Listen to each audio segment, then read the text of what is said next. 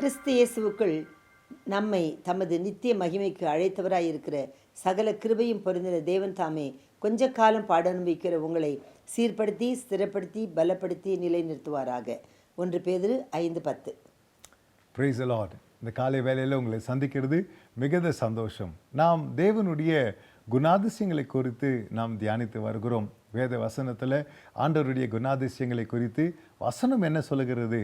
நாம் அவரை அறிகின்ற அறிவில் வளர வேண்டும் என்று ஆண்டவர் விரும்புகிறார். நம்ம வாக்குத்தத்தம் அதுதான் தேவன் இந்த வருஷம் நம்மளுக்கு கொடுத்துருக்கிறது.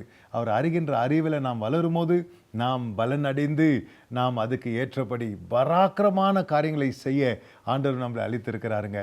இன்றைக்கு அவர் அறிகின்ற அறிவில் இன்னும் ஆழமாக நாம் போவோம் வாருங்கள். இந்த வசனத்தில் நாம் படித்தோம், அவர் எல்லா கிருபையின் தேவன், he is the God of all grace என்று நாம் பார்க்கிறோம். Praise the Lord.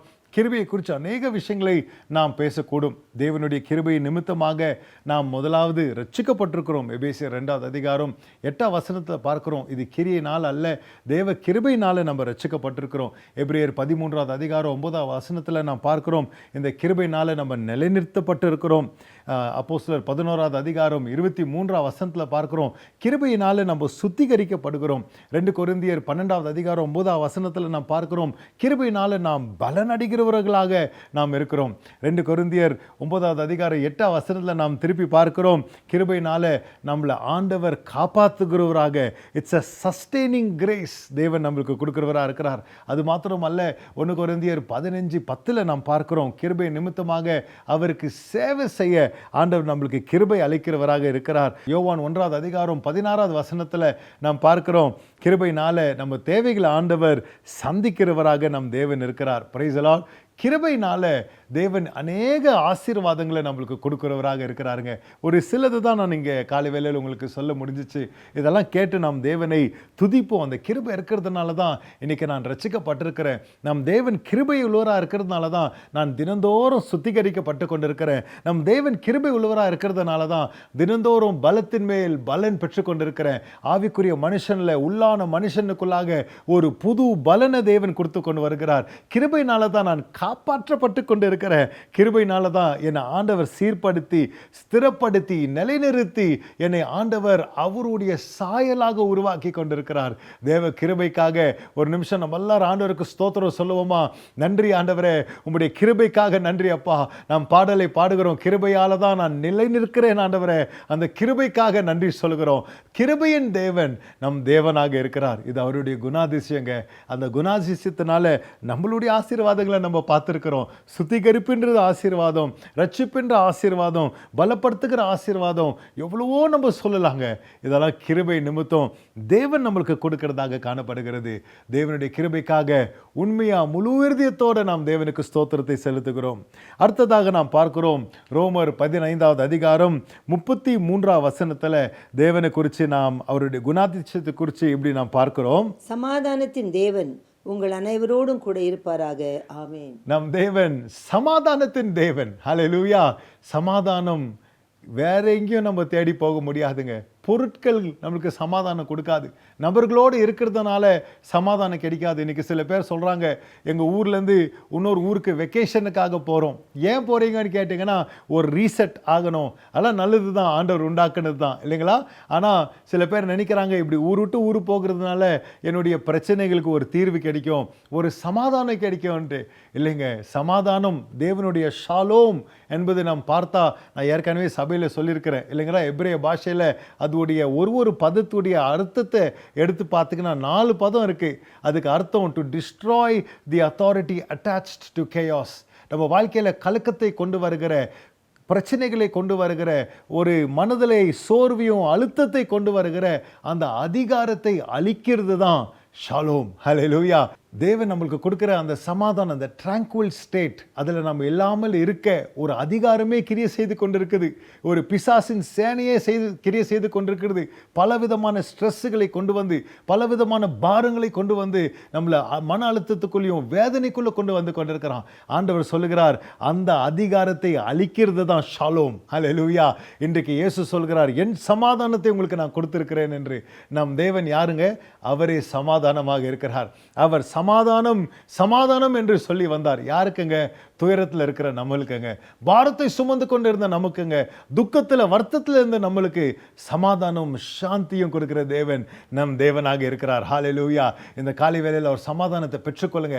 இந்த ஜெப நேரத்தில் ஆவியில நிரம்பி நீங்க ஜெபிக்கும் போது பரிசுத்த ஆவியானவர் இந்த நேரத்தில் சில பேர் மனதை தேவன் தொட்டு கொண்டிருக்கிறார். சில வேதனைகளை பாரங்களை தேவன் நீக்கி கொண்டிருக்கிறார். இந்த ஜெப வேளையில் சில அற்புதங்கள் நடந்து கொண்டிருக்குது.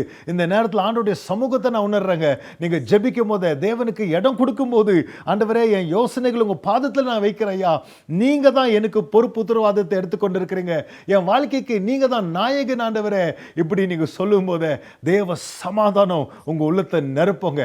தேவ சமாதானம் உங்களை நிரப்பட்டும். கவலை வேண்டாம், வருத்தங்கள் வேண்டாம். பிசாசு இன்னைக்கு வெட்கப்படுத்த ஆண்டவர் கிரியை செய்து கொண்டிருக்கிறார். உங்க உள்ளத்தை தேவன் சமாதானத்தால நிரப்புகிறார். அவர் நம்மளை நிரப்பும் போது அவர் யாரா இருக்கிறாருங்க? அவருடைய குணாதிசயத்துல சமாதானத்தை நாம் பார்க்கிறோம். 1 தெசலோனிக்கர் 5வது அதிகாரம் 23வது வசனம். சமாதானத்தின் தேவன் தாமே உங்களை முற்றிலும் பரிசுத்தமாக்குவாராக. உங்கள் ஆவி ஆத்மா சரீரம் முழுவதும் நம்முடைய கர்த்தராகிய இயேசு கிறிஸ்து வரும்பொழுது குற்றமற்றதாக இருக்கும்படி காக்கப்படுவதாக. சமாதானத்தின் தேவன் உங்களை முற்றிலும் பரிசுத்தமாக்குவாராக. ஹல்லேலூயா. இந்த சமாதானம் நமக்குள்ள இருக்கும் போதே நம்ம வாழ்க்கை பரிசுத்தமா இருக்குங்க. Praise God. வெறும் நம்ம நிம்மதிக்கு மாத்திரம் இது இல்லை, நம்மளுடைய பரிசுத்தத்துக்கு, நம்ம உள்ளான மனுஷனுக்கு சமாதானத்தின் தேவன் நம்மளோடு இருக்கும் போதே முற்றிலும் ஆவி ஆத்மா சரீரத்தை பரிசுத்தமாக்குறவர் நம்மளோடு இருக்கிறார். 2 கொரிந்தியர் 13வது அதிகாரம் 11வது வசனத்தில் நாம் இப்படி வாசிக்கிறோம். கடைசியாக சகோதரரே, சந்தோஷமாயிருங்கள், நற்சீர் பொருந்துங்கள், ஆறுதல் அடையுங்கள், ஏகசிந்தியாயிருங்கள், சமாதானமாயிருங்கள். அப்பொழுது அன்புக்கும் சமாதானத்துக்கும் காரணராகிய தேவன் உங்களோடு கூட இருப்பார். நம் தேவனுடைய குணாதிசயத்தை பார்க்கிறோம், அவருடைய நாமத்தை பார்க்கிறோம். அன்புக்கும் சமாதானத்துக்கும் காரணராக இருக்கிற தேவன். He is the reason, the cause for love and peace. Praise God. இதான் நம் தேவனா இருக்கிறாருங்க. அவர் நம்மளை துன்பிக்கிறவர் அல்ல, நம்மளை தூரம் தள்ளி விடுகிறவர் இல்லை, கஷ்டத்திலே நடத்துகிறவர் இல்லை, நம்மளை நேசிக்கிறவர் நம்ம தகப்பன். ஹல்லேலூயா. அன்பின் காரணர் நம் தேவனாக இருக்கிறாருங்க. சமாதானத்தின் காரணர் நம் தேவனா இருக்கிறார். இந்த காலை வேளையில நீங்க இப்படியெல்லாம் ஆண்டவரை பார்க்கணும், இப்படியெல்லாம் ஆண்டவரை நம்ம துதிக்கணும்.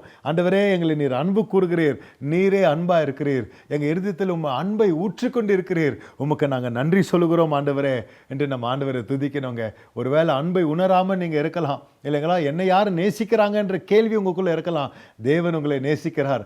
அவர் அன்பாய் இருக்கிறார். அவரே அன்பின் காரணரா இருக்கிறார்.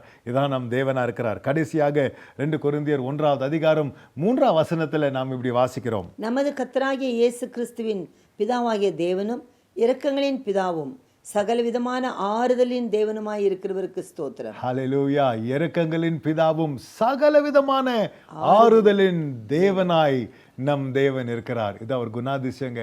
ஆறுதல் படுத்துகிறவர் அவரே ஆறுதலாய் இருக்கிறார்.